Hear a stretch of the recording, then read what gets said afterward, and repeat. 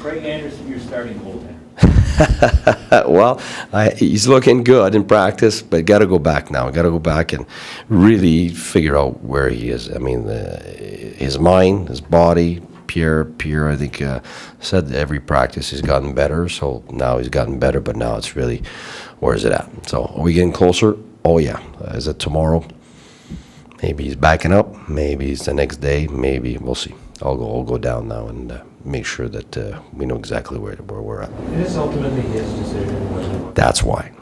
That's where we're at right now. So, is he? Would he be able to be in the net physically? 100%. But right now, it's for him to tell us if mentally he's ready to go. That would be the tough part of it right now too. I mean, physically he hasn't suffered an injury or anything. No, that's why it's a lot more about feeling prepared and making sure he's seen enough situations to feel that I can go in a game now. And we did power play today. We did a lot of cross passes. He's done all the technical stuff, the basics in the last 2 weeks. Game situation. We haven't had a lot of practices, so that's where it's at right now. Has he had enough for him to feel like he can go? That's why I can't answer that right now. And if it's not Craig, who would you like in? It would be Condo.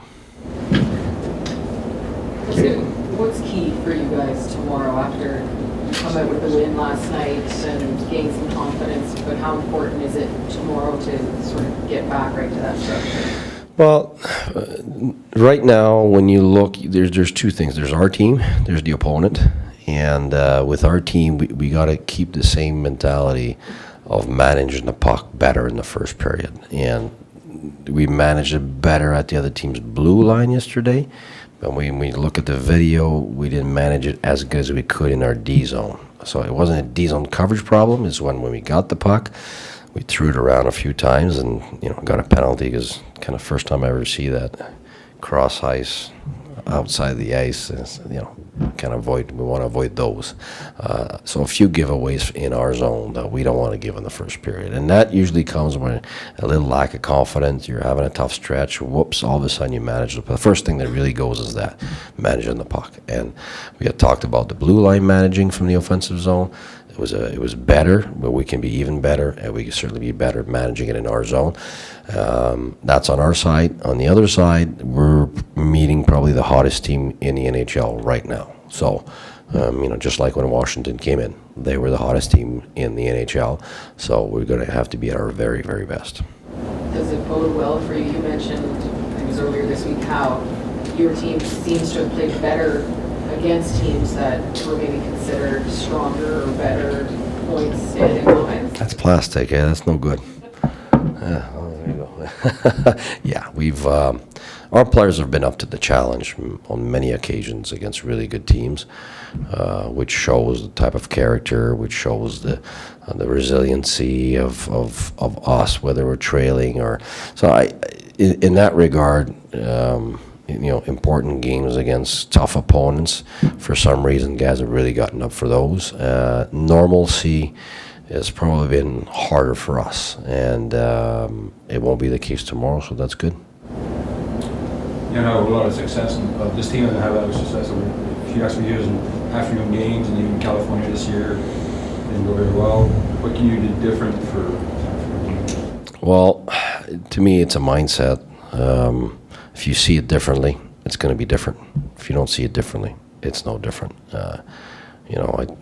Going into Vancouver, I think the team hadn't won in years. Was it 10 years or I don't know how many? And the same thing in Chicago, hadn't won since 2000. I don't know what. If you keep your mind on that, of course you're done. That's not a motivating thing. It's the opposite. It's something that's weighs on you. So I think those moments for us is we keep the same routine. We don't have a morning skate, but we've played games late afternoon that we've won this year. So whether it's early afternoon or late afternoon, it's the same ice. So I'm pretty sure the nets are going to be in the middle like they were since 1877, and the red line probably in the middle too, unless they change over the boards and the height and stuff by tomorrow. But I think up to now it's the same thing. So I think it's a mental thing. Did you are you planning to go back to 6? Right now, I'm contemplating different options. I haven't made my decision. I'm 13-5? That'd be great. No, you know what? It just worked last game, so obviously that's an option I can take. I just want to make sure that I know that on defense we have one guy that's not 100%, and I got one forward the same. So I got to make sure that those guys are 100, or else it's an easy decision. So I'd love to say I'm going with this. Then I go downstairs, and Jerry comes in my office, and hello, Jerry. We got somebody that can't play tomorrow, so I don't want to lie to you. Jim, I know you're trying to get more like ice time for guys who throw on the fourth line. Does it throw the other lines sometimes out of sync because they're off their usual line mates? No. What I found over time is very often when you inject something, it's the opposite. You kind of you wake up guys, you get them out of their comfort zone. And the reality is this. The last 3 games, our normal lines hasn't been that good. And yesterday, how do we score the winning goal? I mixed my line. I had Zingle go on with Broussard and Stone, create a little something there, and then boom, we scored the goal. So, and I really liked when I put Turris a few times with Wingles and Kelly. They look great. They're the first line that gave us ozone momentum in the first period, and twice they gave us great transition with some body checks, and so they kind of set the tone for us. And that's Turris with 2 guys. So I'm a big advocate of when things are stale, do something, or else if you always do what you always done, you're always gonna get what you always got. So if it's stale, it's stale. Move on. So that's the way I approach it. Mark Stone comes up with the winner last night. He's a guy who, over the course of the last 3 seasons, really tends to play, maybe not better, because he always seems to be good, but strong second half of the season. Have you noticed any difference from him at all? The thing is what's hard to evaluate here is, in his case, he missed the camp. And by the time he missed the camp, came back, took him a little while, and then figuring out how we play and all that. So it took him a little while to get going. But once he got going, I don't see any difference. He's been great since that moment on until now. He's just scored some huge goals for us. So, I mean, obviously, I'd like him to continue from now on. But I think for me, after that little period at the beginning where he had to get back to his game and all that, since then he's been as consistent as you can get, and has been a major clutch player. So I can't talk before or after Christmas for me, but in the past, I mean, maybe you saw something that I don't know about. Is he one of those guys that Zach Smith mentioned, just when you play with Mark Stone, you always have to be ready just because he has that ability to serve the puck at any moment? Is he someone that you can look at to maybe find that spark when maybe something? Oh, 100%. Oh, 100%. Mark will make something out of nothing. He's one of those few guys that, some guys are great players, but you know what they're doing. You can see them go. They're so fast. They beat guys, but you see what they're going to be doing. Mark, when I coached Crosby, it was the same.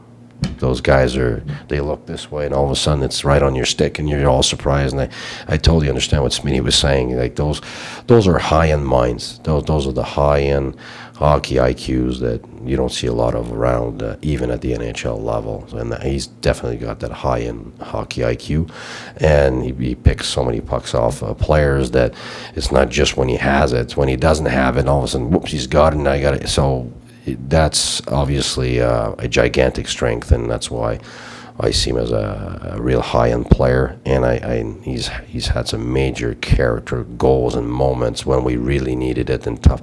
And yesterday you look at that Stoner gets the big goal, Phaneuf gets us going, gets the big fight. To me, those two are leadership moments where guys rise and make a difference. So they both definitely made a huge difference yesterday.